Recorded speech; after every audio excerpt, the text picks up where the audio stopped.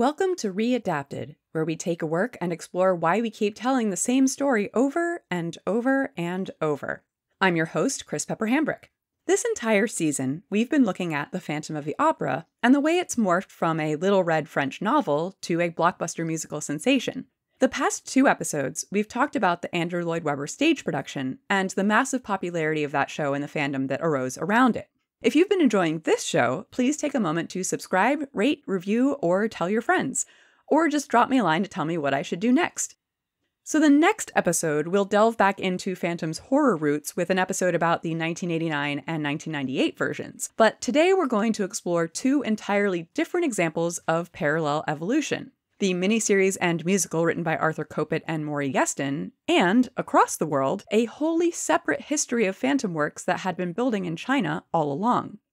But first, a few words on the very real phenomenon of the post-Lloyd Webber cash grab. It was probably fairly predictable in the mass media and consumerist paradise of the 1980s that in the immediate aftermath of the hype, publicity, and awards, there were, of course, copycat productions. I've counted at least 12 other stage versions that appeared in the 10 years after Lloyd Webber, all clearly written as a budget alternative for school, community, or regional theaters who wanted to join in on the craze but obviously couldn't get the rights. Incidentally, as of this writing, the rights to the show are still only available to high schools, youth groups, and colleges, so adult companies wishing to legally perform a Phantom of the Opera have to get it somewhere else. I've read a few of these scripts, and they're mostly either sort of by the numbers, let's make sure we don't get sued, or reliant on bad backstage farce tropes to try to cover up for the necessity of a bare-bones version of something known to be luxuriant and expensive. But that isn't to say there's nothing of value in any of that. Without even looking at the content, I do think it's important for any size company to be able to explore these stories that, after all, aren't even actually owned by the corporations making the most money off of them. So while I think the Chipmunks' Phantom of the Rock opera is probably of little contextual import, looking at the various copycat versions can be interesting. One thread we see in the ones I've been able to see or gain access to is that if they don't lean on humor, they lean on the continued romantic or even sexual tension between the Phantom and Christine. In one of them, commissioned for the Drury Lane Oakbrook Theater outside of Chicago, Christine apparently takes off the Phantom's shirt. And incidentally, Raoul and Eric are brothers, which is also interesting. Also from 1991 is a version that made its way onto video and YouTube, hint hint, written by Bruce Falstein with music by Lawrence Rosen and Paul Shearhorn, starring David Stoller and Elizabeth Walsh. This one plays up on the literal fantasy nature of the Phantom's pursuit of Christine, with the stand-in for Music of the Night called Perfect Music and containing an even more explicit seduction sequence. In the end, though Christine rejects him, he moves on to his next target and uses the exact same lines on her, and since it's 1991, I'm honestly not sure if we're supposed to be turned on or call the cops. That said, Perfect Music is kind of a banger, and this one at least has the Persian. There were also a few made-for-children versions that turned out surprisingly good. While clearly a cheaply made cash grab, I do have to mention the 1988 animated TV movie version of the original novel, which is the sort of thing you used to be able to find at video stores that looked like it might be related to a thing that was popular but wasn't that thing. Mostly children's adaptations of works that had lapsed out of copyright, or, in the case of fairy tales and Disney movies, were never restricted. This film, clocking in at less than an hour and with some utterly atrocious animation that does not hide its cheapness or rushed production, would not bear mentioning except for this one fact. More than any other film version, including 1925, it keeps the novel's story intact. It might be an attempt to make some quick cash off the musical's popularity, but writer-directors Al Guest and Gene Matheson, and whoever did the character designs, clearly wasn't looking to Lloyd Webber, but to LaRue. The Phantom, while inexplicably green, is pretty hideous and pathetic. There is a Persian, albeit wearing a turban, I guess so we are sure he's a foreigner. There's a scorpion and a grasshopper and a tearful, repentant Eric at the end. The only other thing that comes close to this for book accuracy is probably 1995's Panton at the Opera, a Wishbone episode where a dog plays Raoul, and yes, we do get our redemptive ending.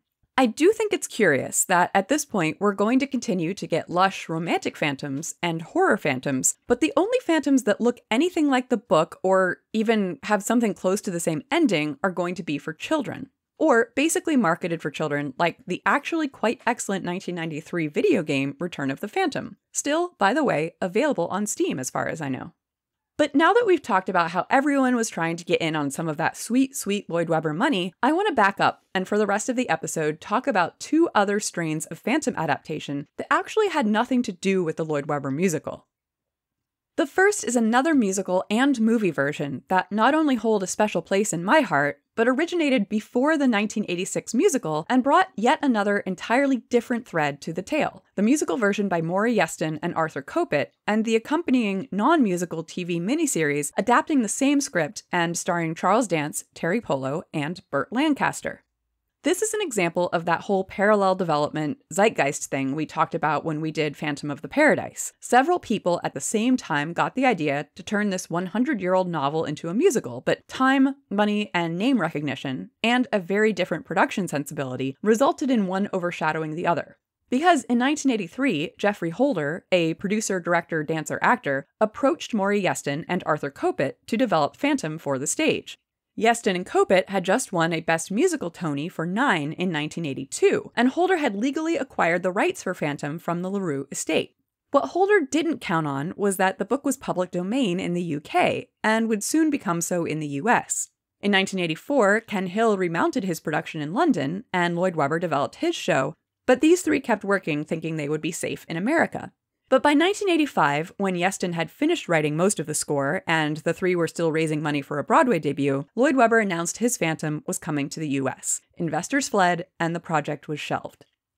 But when Kopit went to see the musical, he realized their version was so different it might still be artistically and commercially distinct enough to work. To test the waters, he rewrote the musical as a television miniseries, which he sold to NBC. This ploy worked, and the musical finally received its debut at the Theater Under the Stars in Houston, Texas in 1991. Since then, it's been mounted in at least 1,000 unique productions around the world in various languages, including several by Japan's all-female Takarazuka Revue. Because of its smaller scope and scale, and the fact it can be licensed to regional and community theaters, it was able to infiltrate spaces the larger Lloyd Webber show could not go. And it definitely goes places the other story doesn't go, in terms of plot, character, and tone.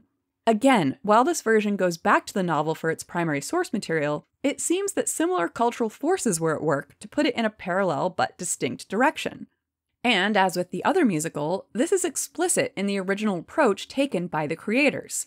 "I laughed and laughed," recalled Yeston in an interview. "That's the worst idea in the world. Why would you want to write a musical based on a horror story? And then it occurred to me that the story could be somewhat changed. The Phantom would be a Quasimodo character, an elephant man. Don't all of us feel, despite outward imperfections, that deep inside we're good? And that is a character you cry for."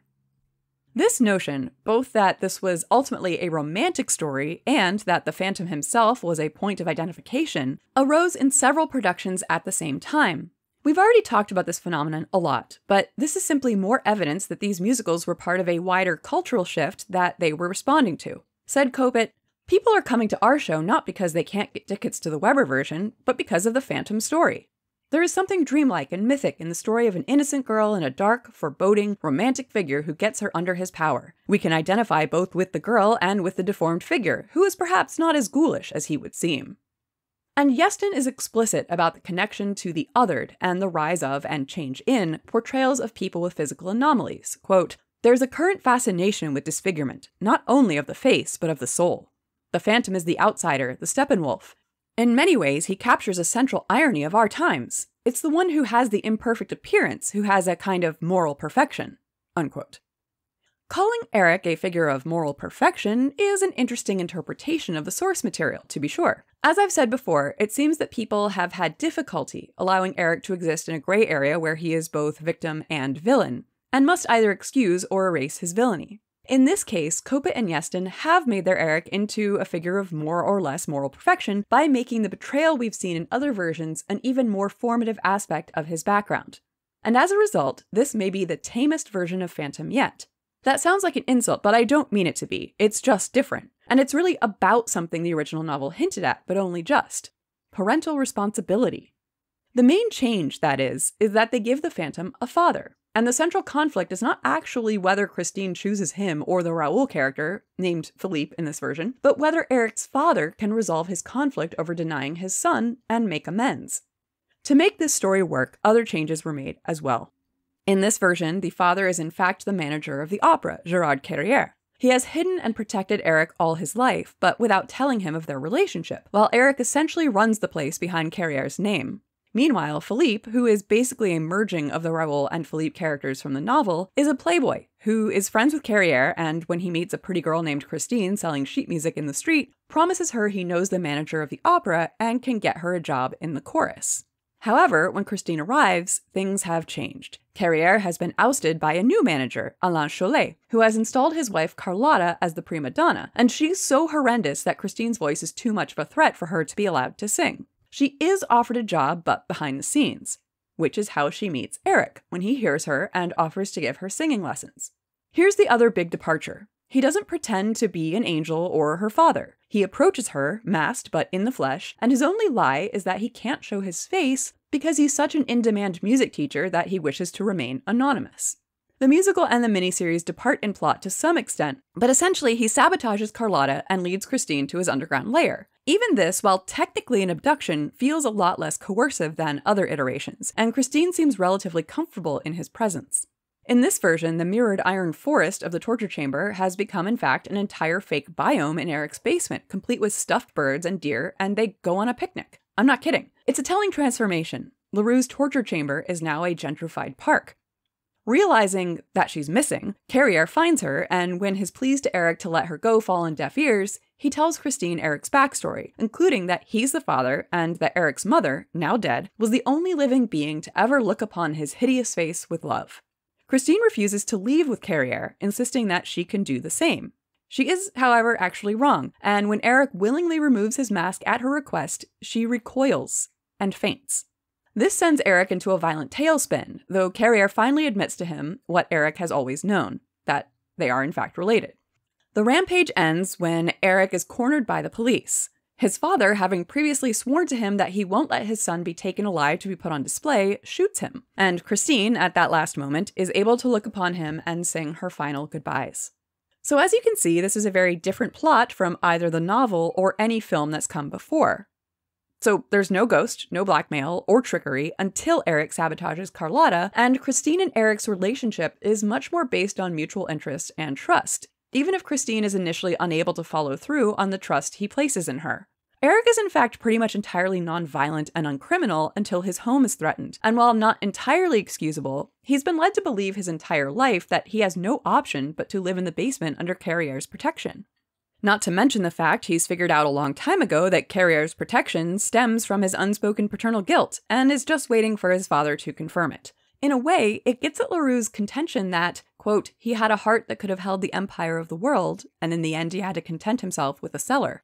With even that tacit familial bond, Eric lives most of his life in relative peace, and has much less need to resort to underhanded means to provide for himself, meet Christine, or offer her lessons. In essence, he's a kinder, gentler phantom because he has at least some of that thing LaRue reminds us his Eric was lacking: love. Of course, because it's the Phantom of the Opera, and because we live in a society, that's not exactly enough. But the villain here is never the Phantom. The villain is maybe the new manager for buying the opera for his untalented wife, and maybe Carrière for being too much of a coward to own up to his paternity and give Eric a proper home. But this is the clearest version to date to promote Eric as the romantic hero, even more than the Lloyd Webber musical, where there is still some semblance of mystery. Especially in the TV miniseries, where Charles Dance's rich speaking voice and poofy poet shirts made him absolutely the more attractive figure than Philippe, who is okay but kind of a petulant whiner. And in the film especially, his childhood is tragic. His deformity, it's implied, is the result of a botched abortion attempt, so he's essentially rejected by both parents from the jump, even if his mother was able to gaze at him and smile at least once before she died. He's a Victorian orphan dressed like Lord Byron, who has a fantasy realm under the opera house. Okay, I admit it, I was super into him when I was 16. There's also an odd sort of respect finally afforded the Phantom by not letting us see his face. It may or may not be a budget thing, but it does highlight by its absence that in every other version of this story, we are still looking to be thrilled by the sight of a person who has been traumatized by injury or by a lifetime of hatred and mockery based on his appearance. In a way, while telling a very different story, this version is actually the culmination of LaRue's Afterward, but cast into a different genre. Instead of a gothic mystery monster story, it's a gothic family drama. But that part isn't just pulled out of the text or pasted on, it's first and foremost. The miniseries highlights this aspect with a lavish production filmed on location at the Paris Opera House, and it's worth watching for that alone. But not just for that. It's directed by Tony Richardson, who was married to Vanessa Redgrave and part of the angry young man movement of British writers and directors. His early films like The Loneliness of the Long-Distance Runner are gritty and realistic, though he also won Oscars for 1964's lush period piece Tom Jones. The cast, too, brings the joint some class, Charles Dance's attempt at sounding less British notwithstanding. Burt Lancaster as Carrier obviously puts the father-son relationship front and center. And Terry Polo's Christine is the only film Christine I know who looks the way she does in my head. Further, Ian Richardson and Andrea Ferriol as Scioletti and Carlotta, they're both dubiously Italian in this one, are scene-stealing comedy. It's also of interest because all of the music is actual opera, with Eric and Christine performing a bit of Faust at the end. The film got generally good reviews in a time when period miniseries were on their way out, with Dance and Lancaster pointed out as elegant and dignified, respectively, though David Hiltbrand in People magazine pointed out that, quote, Lon Chaney must be spinning in his grave, seeing what a rakish romantic his ghoulish phantom has become over the years, unquote. So I'm not the first person to notice this trend, it seems. The movie and the musical's plots differ slightly, but hit the same family relationship notes. The music is well crafted and deliberately closer to the type of thing that might have been heard at the time it takes place than a modern musical theater piece. And when it finally hit the stage the next year, starring Richard White of Gaston, yes, that Gaston, fame, it similarly got favorable notices. In Time, William Tynan wrote, "The production is suave, intimate, a glittering bauble to Lloyd Webber's grand chandelier." Far from being received as a cash grab, several compared it favorably to Lloyd Webber's much grander piece.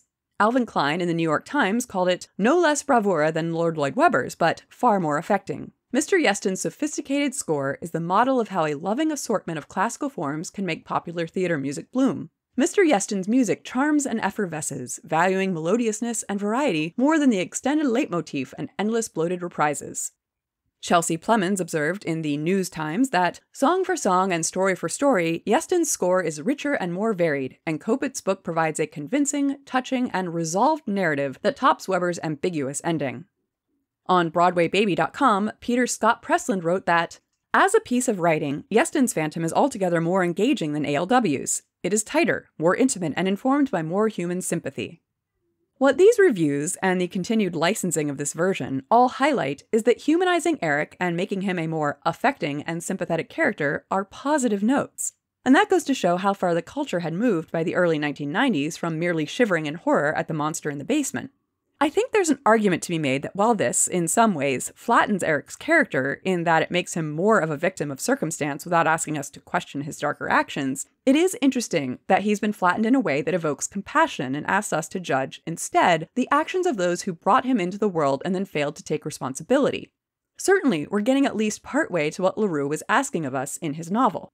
Then again, LaRue was also writing a gothic potboiler and was also asking us to shiver with fright and suspect Eric of the worst. So again, we've only achieved sympathy by character alteration. In the last musical, it was sex appeal that made the difference. In this one, social transgression is displaced from both Eric as the would-be villain and the viewer as the would-be lover of that villain, and onto the father. But why is that? Why, after all this time, does the Phantom finally have a family?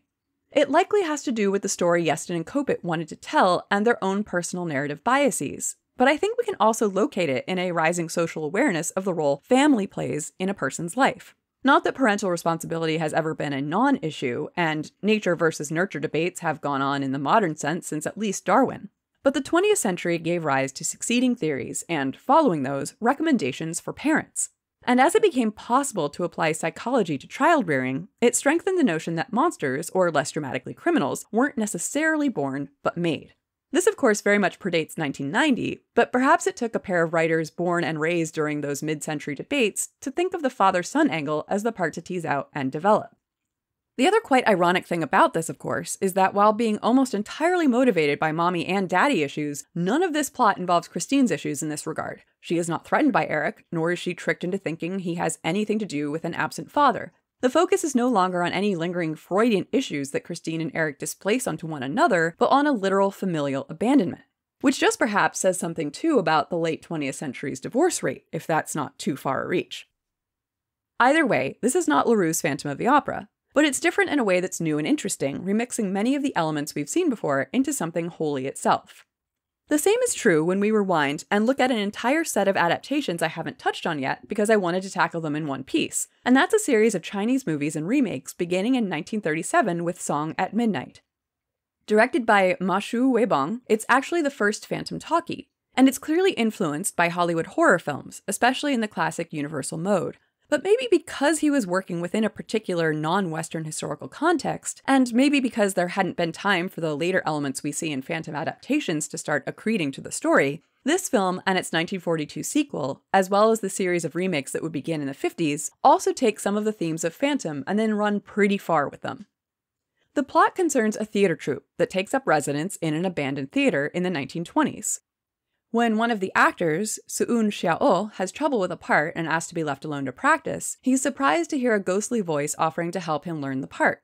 He accepts the help and learns that the voice belongs to Song Danping, a former revolutionary from the failed Second Chinese Revolution. Because of his revolutionary politics, he and his lover Xiaoxia were forbidden to be together, and at her father's bidding, Song has been tortured and scarred by acid by his rival Tang. Rather than reveal his disfigurement to his lover, he faked his own death, which in turn drove her insane. Sun Xiao agrees to become Song's disciple, as well as pose as him to comfort Xiaoxia. Ultimately, the new company's great success, remounting one of Song's plays, leads to the old rival discovering Song's survival, and the two have a final confrontation as an angry mob converges on an abandoned tower. Song leaps into the river to his supposed death, but the young Xiao and a recovered Xiaoxia agree to fight on for Song's causes. I cannot pretend to be able to unpack the specific historical and cultural impact of this film on a Chinese audience, and I hope I'm getting the names at least close, but there are some interesting elements to tease out here. First of all, by making the scarred protagonist a revolutionary, director Ma Shu risked censorship and was deliberately giving his wronged artist a current-day relevance. Song cannot live out his revolution or his art because of his shame over his face. Second, it's interesting that the mentor-mentee relationship is displaced from a sexual pursuit onto a more Cyrano de Bergerac type of relationship, hinting that for Ma Shu, at least, the interesting aspect was not the romantic obsession with a female singer, or perhaps a desire for two male leads. Further, while certainly specifically Chinese in nature, the film has decided Western influences compared to Chinese horror of the time. In fact, the style and even plot elements seem highly influenced by films such as James Whale's Frankenstein, while much of the soundtrack is made up of classical Western pieces. The sequel ventures even further from the plot of Phantom, and continues the revolutionary themes, except for a subplot where a doctor experiments on Song Danping's injuries and results in making him look a lot more like Lon Chaney's Eric.